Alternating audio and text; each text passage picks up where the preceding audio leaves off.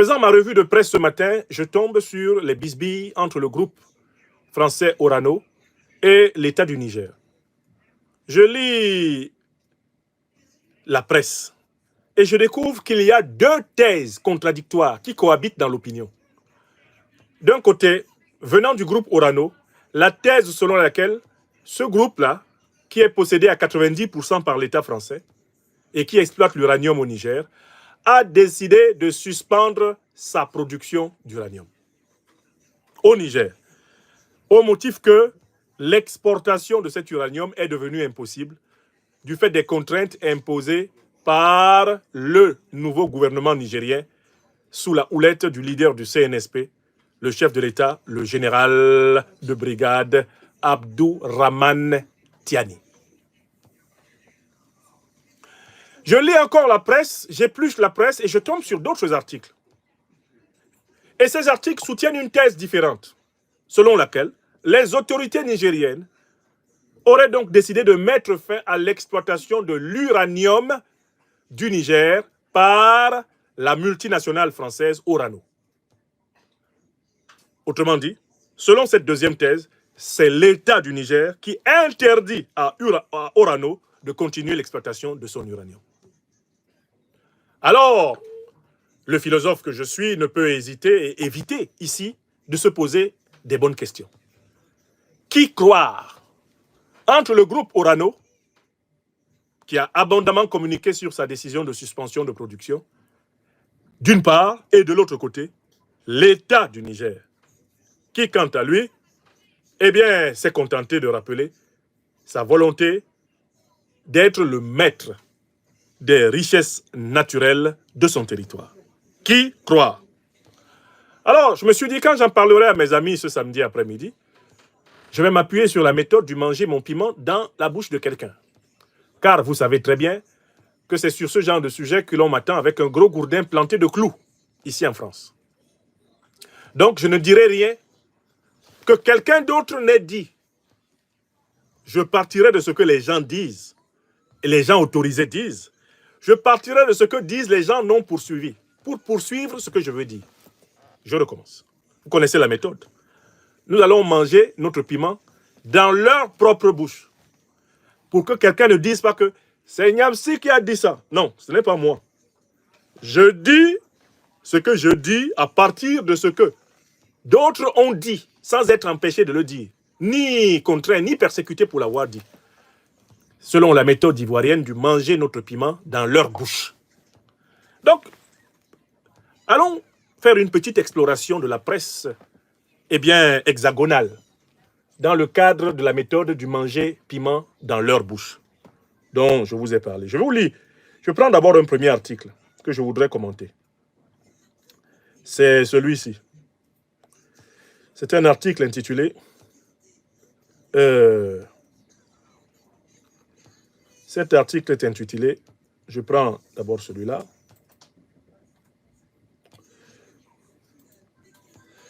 C'est un article du Monde. Il a été publié le 24 octobre, donc avant-hier.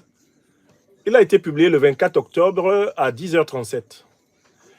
Intitulé « Au Niger, le français Orano suspend la production d'uranium de sa filière ». Présente dans le pays depuis 1971, la multinationale se heurte à la junte nigérienne qui veut revoir en profondeur le système d'exploitation des matières premières par des compagnies étrangères. Face à une situation fortement dégradée, la filiale au Niger du spécialiste français de l'uranium, Orano, va suspendre sa production à partir du 31 octobre, faute de pouvoir continuer à travailler dans ce pays dirigé par un régime militaire depuis 15 mois. Citation, « L'aggravation des difficultés financières de la Somaïr contraint cette société, fin de citation, installée dans la région d'Arlit dans le nord du Niger, à suspendre ses activités », a annoncé mercredi 23 octobre à l'agence France Presse la porte-parole d'Orano à Paris. Le pouvoir nigérien, issu d'un coup d'État perpétré en juillet 2023, a maintes fois répété vouloir revoir en profondeur le système d'exploitation des matières premières sur leur sol par des compagnies étrangères. Tout en se rapprochant de nouveaux partenaires comme la Russie et l'Iran, ils ont rompu avec Paris en obtenant notamment le départ des militaires français et de l'ambassadeur et fait de la souveraineté un de leurs mantras. Selon Orano, La production de concentré d'uranium du site sera à l'arrêt à compter du 31 octobre, faute de pouvoir exporter cette matière première. Malgré tous les efforts déployés auprès du régime militaire pour essayer de débloquer la situation et obtenir des autorisations d'exportation, citation, toutes nos propositions sont restées sans réponse, a expliqué la porte-parole du groupe, spécialiste français du combustible nucléaire. Les frontières sont toujours fermées avec le Bénin. Il est donc impossible d'exporter, a-t-elle précisé, soulignant que d'autres propositions pour exporter par la voie aérienne via la Namibie étaient également restées sans suite. Au-delà du 31 octobre, la maintenance se poursuivra, mais il n'y aura plus de production, a-t-elle ajouté. Mercredi soir, les autorités nigériennes n'avaient pas communiqué à ce sujet. En juin, le Niger avait retiré à Orano le permis d'exploitation d'un des plus grands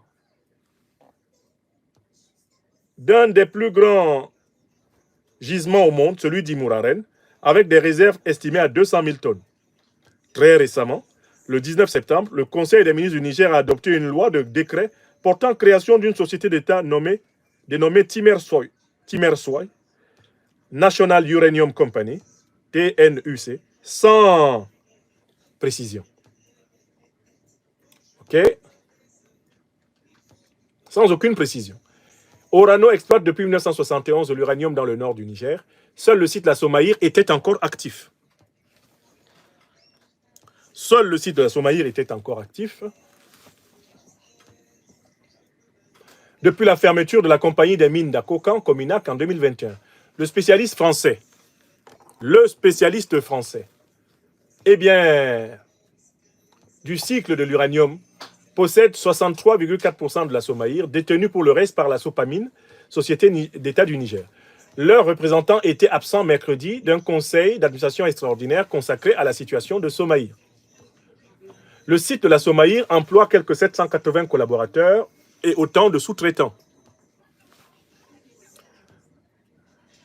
À 99% de Nigériens qui continueront d'être rémunérés jusqu'au 31 décembre 2024, a précisé Orano mercredi. Au total, 1050 tonnes de concentré d'uranium issu de stocks de 2023 et 2024, soit près de la moitié de la production moyenne annuelle du site, sont actuellement bloquées, d'une valeur marchande estimée à 300 millions d'euros, selon le groupe, dont le capital est détenu à 90% par l'État français. Vous avez bien entendu que Orano est détenu à 90% par l'État français. Donc c'est une société d'État à 90%. Et de l'autre côté, Cominac. Cominac, eh bien, la compagnie nigérienne. La Somaïr, la compagnie nigérienne des mines, eh bien, est détenue à 63,4% par l'État français aussi. Donc, d'abord, Orano, c'est 90% de l'État français. Et la société nigérienne elle-même, la société Somaïr, c'est 63,4% détenue par la France. Donc, la France est majoritaire dans Orano et elle est majoritaire encore dans la société nigérienne, à savoir Somaïr. On continue. Nous sommes d'accord pour qu'Orano quitte le pays, mais sous de nombreuses conditions, a affirmé le président de la coordination de la société civile, Amobi Arandichou. Il attend notamment le réaménagement des sites comme celui de la Cominac, la lutte contre la pollution de la nappe phréatique, la réinsertion des anciens travailleurs et s'inquiète des tonnes de déchets radioactifs. Le Niger et Orano doivent mettre cette situation à profit pour renégocier une nouvelle convention qui permettrait à chaque partie de se retrouver dans l'exploitation de l'uranium, estime de son côté Ali Idrissa, secrétaire général du réseau des organisations pour la transparence et l'analyse budgétaire, Rotab, une ONG nigérienne. La suspension de l'activité de la Somaïr sera actée à l'issue d'un conseil d'administration extraordinaire qui se tiendra dans quelques jours, selon Orano. Le groupe a déjà fini le premier semestre 2024 dans le rouge, avec une perte de 133 millions d'euros, plombée par les difficultés de ses activités minières au Niger.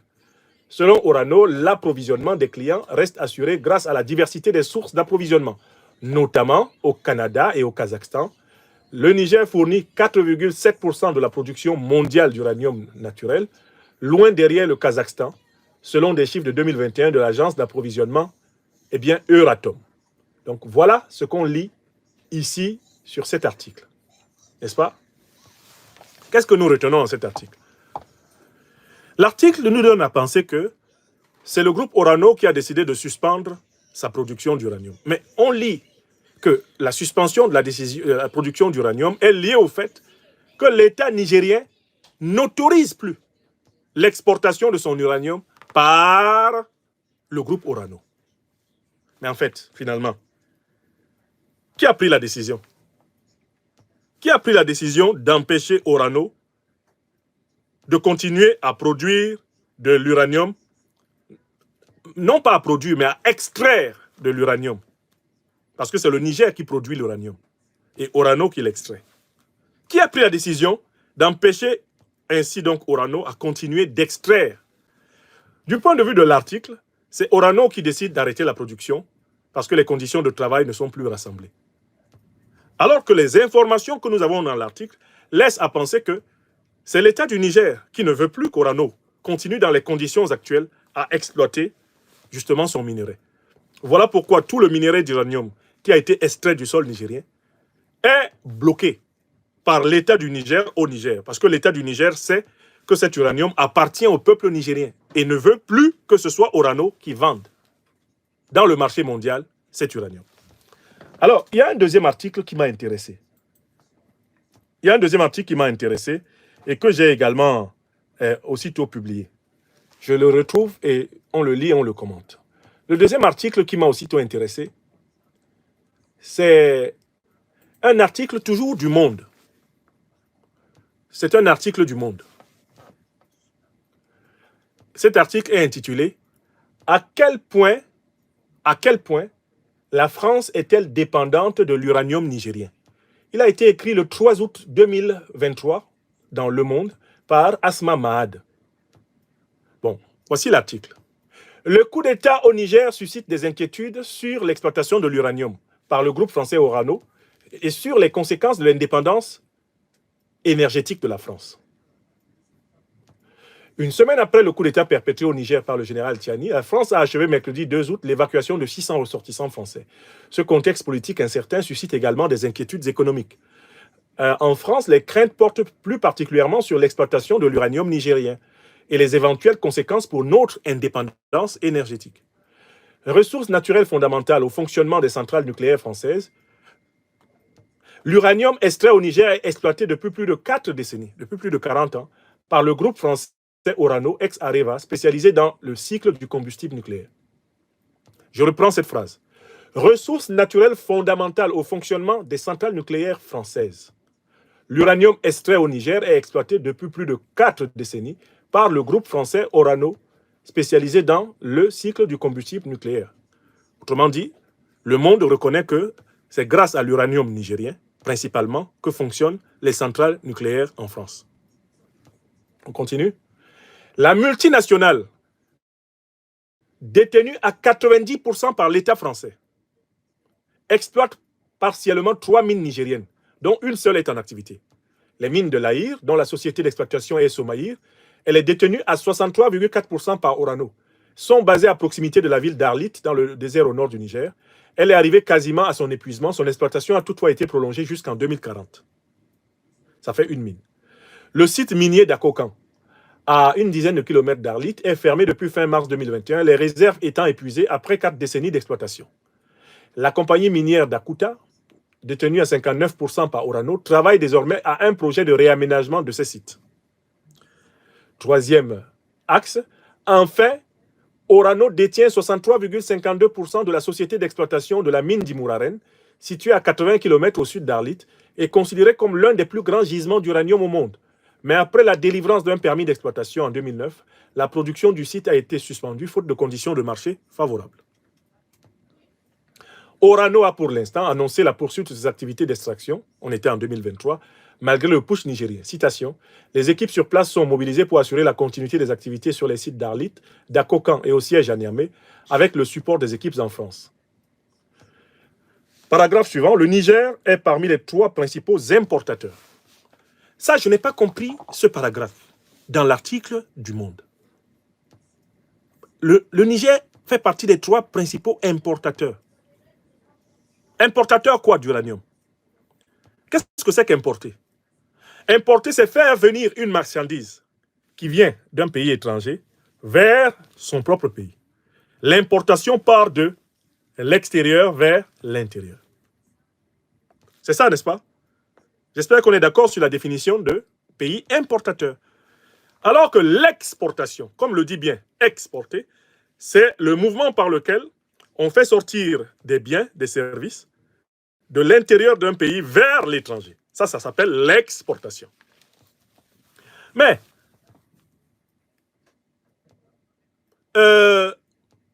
l'article du Monde, ici, nous dit que le Niger fait parmi les 3 principaux importateurs d'uranium. Et je vais essayer de comprendre d'où vient cette faute flagrante, qui est en réalité un lapsus linguae psychanalyticus. Il est écrit, pour faire fonctionner les 56 réacteurs nucléaires répartis dans les 18 centrales françaises, l'exploitant EDF a besoin d'environ 8000 tonnes d'uranium naturel en moyenne chaque année. Après l'arrêt de l'extraction sur le sol français au début des années 2000, la France s'est tournée vers plusieurs pays simultanément pour son approvisionnement. Cette diversification de fournisseurs est un gage de sécurité pour EDF. Et là, on a un tableau qui présente la quantité d'uranium importé en France. Écoutez, on dit que le Niger est un pays importateur. Et ensuite, on nous dit que la France importe l'uranium. Il y a un petit problème. Si le Niger est importateur d'uranium, l'uranium doit aller de l'étranger vers le Niger. N'est-ce pas? Mais pourtant, voici la quantité d'uranium importé en France. Kazakhstan, 23 822 tonnes en 2022. Ouzbékistan, 16 792 tonnes en 2022. La Namibie, 12 303 tonnes en 2022. Le Kyrgyzstan, 506 tonnes en 2022. La Hongrie, 22 tonnes en 2022. Le Niger, 17 615 tonnes en 2022. L'Australie, 12 349 tonnes en 2022. Le Canada, 4 043 tonnes en 2022. Le Brésil, 628 tonnes en 2022.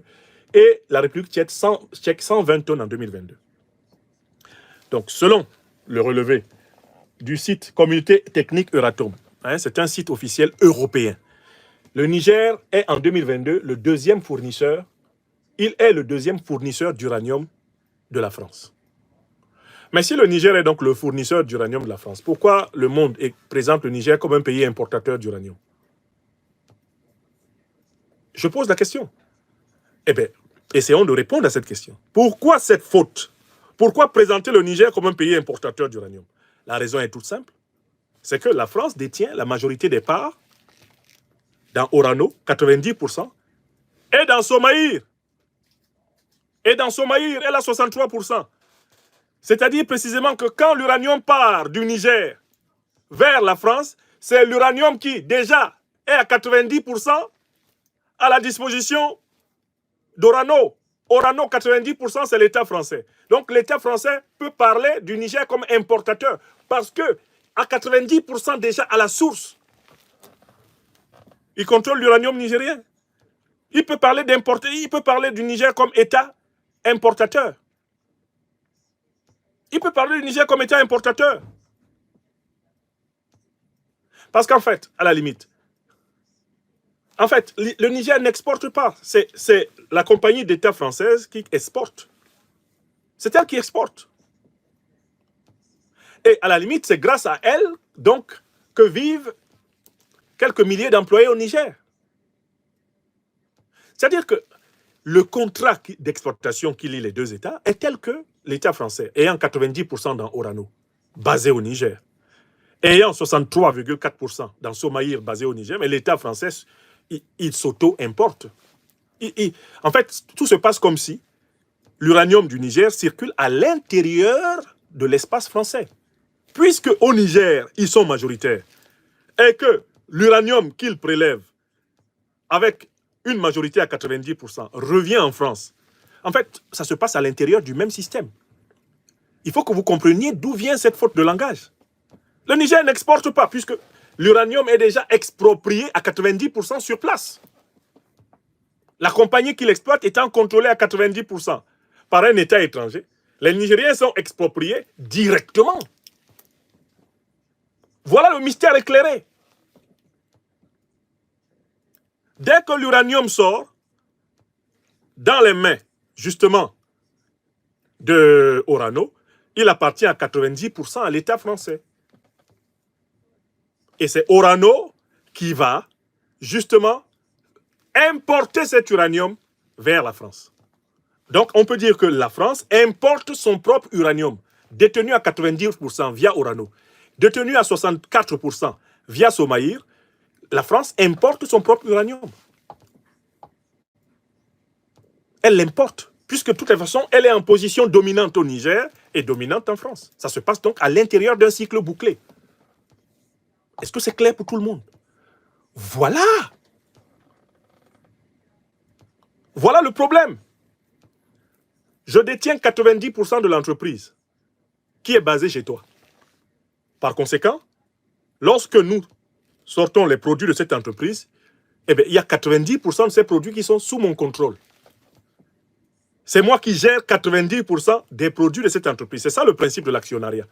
Si je possède la compagnie à 90%, je gère à mon compte en fait 90% de la production. Toi, tu as 10% de la production dont tu vas pouvoir profiter. C'est moi qui gère, qui exploite 90%. Donc, quand je rapatrie une partie de cette production dans mon pays d'origine, c'est une opération interne entre moi et moi-même. Ça ne te concerne pas. Tu n'es pas dans la boucle. Voilà pourquoi le prix de l'uranium pour l'État du Niger n'est pas le prix de l'uranium tel qu'il est vendu dans le marché international. Il n'y a aucun rapport direct entre les deux. Il n'y a pas de rapport direct, puisque l'État du Niger, de facto, n'est pas en contact direct avec le marché international. 90%, 64%, dans l'un et l'autre cas, lui échappe dès le départ. Et c'est cela qui est commercialisé, non pas en son nom, mais au nom de la compagnie d'État française. Donc on a vraiment une expropriation en bonne et due forme d'un État. Voilà ce que j'apprends en lisant les documents. Voilà ce que j'apprends en lisant les documents. Enfin, pendant 40 ans, l'administration nigérienne était-elle capable vraiment de contrôler les quantités de minerais qui étaient extraites de son sol? Tous les officiels nigériens interrogés sur cette question répondent non. En réalité, l'État du Niger a très rarement pu savoir les quantités réelles de minerais qui sont extraites de son sol depuis son indépendance formelle en 1960. Donc les chiffres qui nous sont avancés par Euratom sont des chiffres qui sont frappés de l'incertitude, de l'absence d'une vérification tierce, l'absence d'un regard impartial sur les quantités réelles. Si on se déplace dans un pays comme le Gabon et qu'on a étudié le scandale du pétrole gabonais, on entend Loïc Le Floch-Prigent, ancien président d'Elf Total, Elf Serebka, qui deviendra plus tard Total, avouer que l'État gabonais, l'État congolais, les États d'Afrique francophone, pendant très longtemps, n'ont jamais eu, et beaucoup encore aujourd'hui, n'ont jamais eu la moindre idée réelle des quantités réelles de pétrole et de gaz qui sont extraites de leur sol, par les multinationales étrangères, occidentales, françaises en particulier. Donc on peut conclure cette affaire.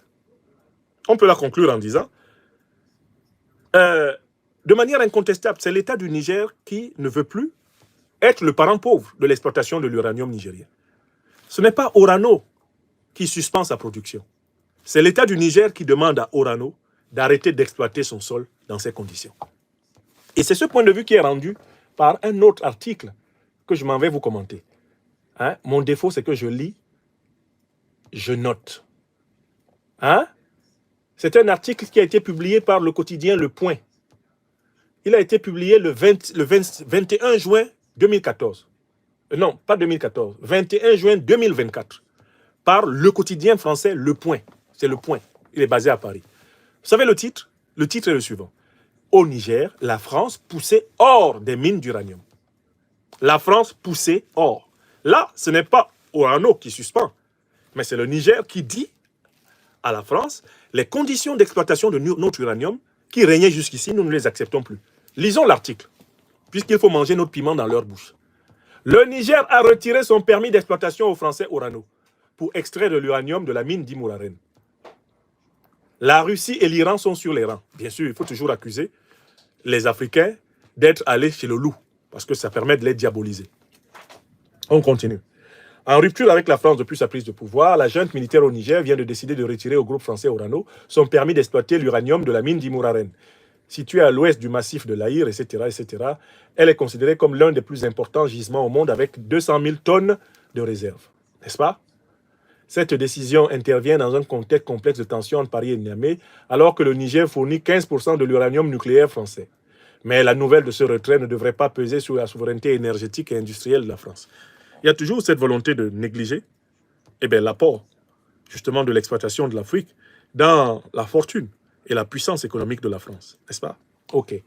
Qu'est-ce qu'on lit encore? Il y a un autre paragraphe qui m'a beaucoup intéressé ici.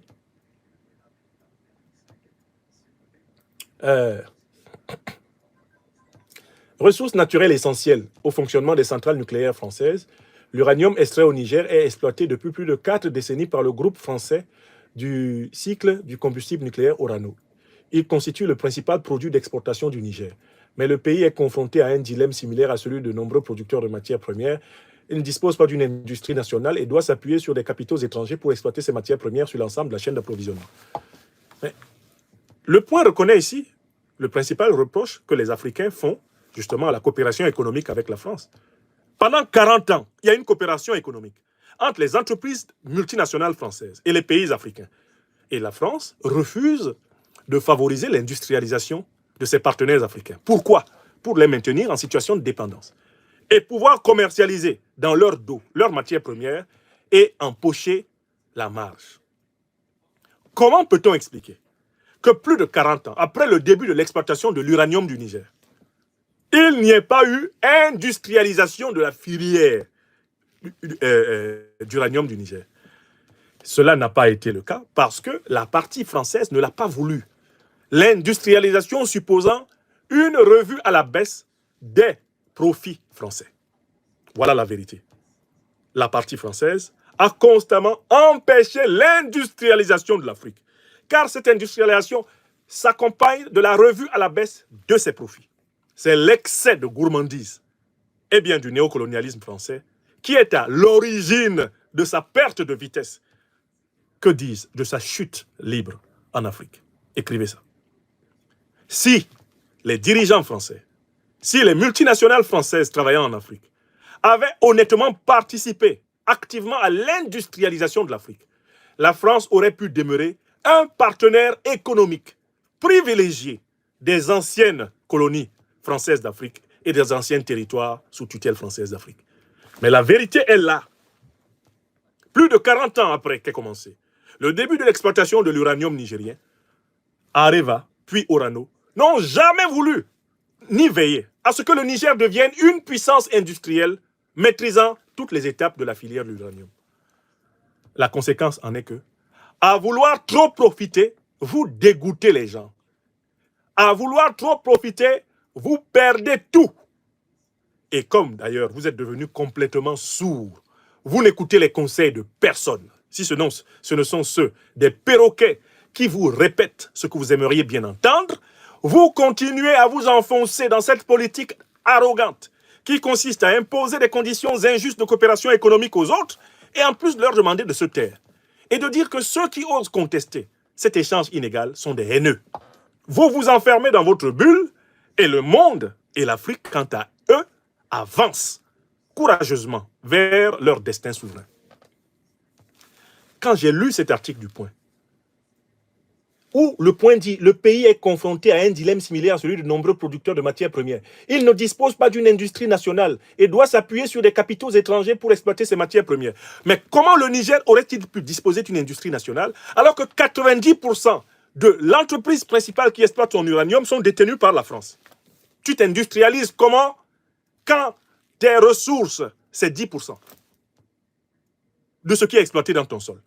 Comment tu t'industrialises quand même ta société nationale, Somaïr, tu n'en détiens pas la majorité des capitaux. 64% de Somaïr est détenu par une puissance étrangère.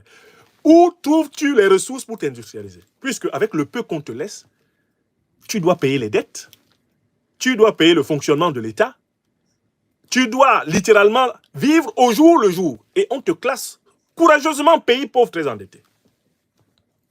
Est-ce que vous voyez ça? Est-ce que vous voyez le degré de méchanceté qui a été exercé par le néocolonialisme français envers les Africains? Et il y a des gens en France qui ne veulent pas en entendre parler, qui ne tendent aucune oreille intelligente, aucune oreille patiente à ce que les Africains leur disent. Et on vient nous citer ici la Russie et l'Iran. Est-ce qu'on a besoin d'une greffe de cerveau russe, d'une greffe de cerveau iranien, pour comprendre que les conditions d'exploitation de l'uranium nigérien, ces conditions sont inacceptables chez un être doué de bon sens? René Descartes, le plus célèbre des philosophes de la France, a dit que le bon sens était la chose du monde la mieux partagée. Nous posons la question à nos compatriotes adoptifs de France. Françaises, Français, est-ce qu'il vous paraît de bon sens qu'un pays qui est le premier fournisseur depuis 4 décennies de la France en uranium, que ce pays soit à 70% dans les ténèbres, que ce pays voit ses 2 principales compagnies d'exploitation de l'uranium détenues, l'une à 90% et l'autre à 64% par la France. Est-ce que vous accepteriez, dans un débat rationnel, sans même passionner cela par le passif anticolonial ou colonial de part et d'autre, est-ce que vous accepteriez cela comme conforme à la maxime cartésienne du bon sens? Il n'y a pas de bon sens dans cette affaire. Au moment où triomphent en France les politiques de répression de l'immigration africaine, au moment où M. Retailleau, Mme Le Pen, tiennent le gouvernement et utilisent l'immigré africain comme un épouvantail, leur permettant de multiplier des politiques liberticides en France. Il faut que vous voyiez les conditions de misère et de pauvreté qui ont été créées par l'échange inégal franco-africain, lequel échange est à l'origine des migrations sauvages qui traversent le Sahara, se jettent dans la Méditerranée et finissent pour la plupart dans les faubourgs de Paris et les centres de rétention et d'expulsion d'Europe. Voici la réalité de la politique que l'on mène au nom des citoyennes et des citoyens français en Afrique. On exploite l'Afrique, on la pille littéralement, on prend 90% des richesses d'un pays et ensuite on vient faire des conditions de visa à ces migrants de la faim, à ces migrants de la santé, à ces migrants du droit qui viennent ne serait-ce qu'avoir un petit répit dans l'enfer d'une vie où les richesses partent de chez eux, les laissant pauvres sur le carreau, avec comme seul bénéfice la pollution radioactive de leur espace naturel.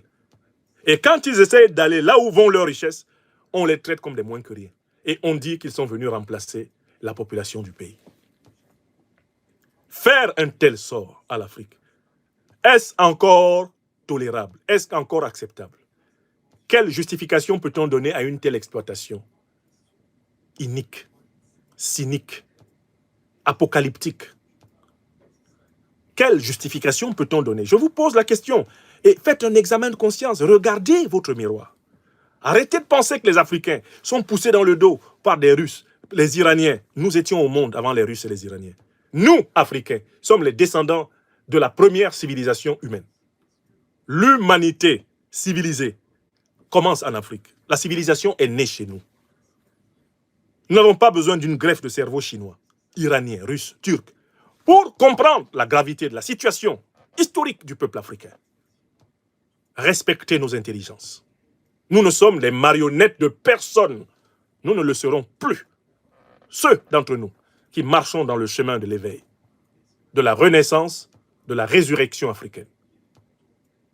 Ce que nous disons, nous le dirions quel que soit le nom de la puissance, qui se paye 90% de l'uranium d'un pays africain. Et nous le dirons, quel que soit le nom de cette puissance. C'est inacceptable. Ce ne sera plus accepté. Alors, l'article du Point reconnaît que c'est le gouvernement nigérien actuel qui est en train de mettre fin à cette exploitation inégale, cette exploitation absurde de la richesse du Niger, surtout au moment où les cours de l'uranium sont au beau fixe dans le monde. Enfin, il y a un dernier article qui m'a beaucoup plu. C'est un article du site Reporter. Reporter a parlé de ça. Reporter a évoqué cela. Bon, Reporter est très clair. Le 24 juin 2024, il dit « Uranium au Niger, la France interdite d'exploiter la mine d'Imouraren ». Donc, en fait, c'est très clair. C'est l'État du Niger qui interdit l'exploitation de son minerai. Et pour le minerai qui a déjà été extrait du sol, mais ce minerai est mis à la disposition, va être mis à la disposition de cet État qui va le commercialiser lui-même pour en tirer le maximum de profit. Donc en fait, quelle que soit la manière de cacher la forêt avec une main, on va vers une nationalisation massive de l'uranium nigérien. Si la compagnie nigérienne d'État d'exploitation de l'uranium a été créée, c'est pour qu'elle reprenne en main ce qui appartient au peuple nigérien. Il faudrait que les dirigeants français acceptent d'entrer dans un monde de la négociation, un monde du compromis, un monde de l'humilité. Pour que nous ayons de l'électricité en France, pour que nous ayons de l'énergie moins chère en France, il nous faut des autorités françaises qui renoncent à arracher et qui apprennent à négocier ici en France. Il faut des autorités qui ne se comportent plus envers l'Afrique comme si elle leur appartenait. L'Afrique appartient aux Africains.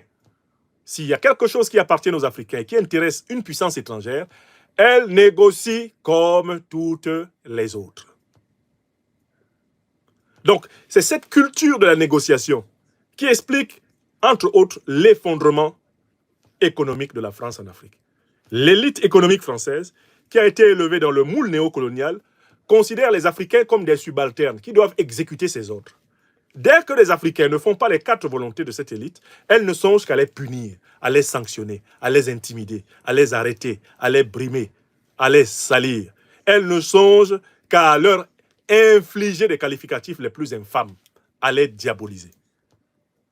Une attitude plus juste et plus rentable consisterait à comprendre la gravité de ce qui a été commis, à le reconnaître, à s'engager à y remédier, à rentrer dans une justice réparatrice. Avec cette justice réparatrice, pourront être envisagés plus tard des temps de réconciliation et de coopération apaisée. Voilà tout le chemin escarpé de la haute et de la grande politique dont sont incapables aujourd'hui les élites politiques françaises. Ces élites qui, à la moindre critique émanant d'une bouche africaine comme la mienne, ne songent qu'à leurs idées de meurtre. Ah non, il faut qu'il ferme ses gueules. Il crache dans la soupe. Pour qui il se prend celui-là? Je ne me prends pas. Je suis un Africain de France. Un Africain en France. Intellectuellement et comme philosophe, je m'assume comme tel. Il est hors de question que je sois complice d'un processus d'exploitation de l'homme par l'homme.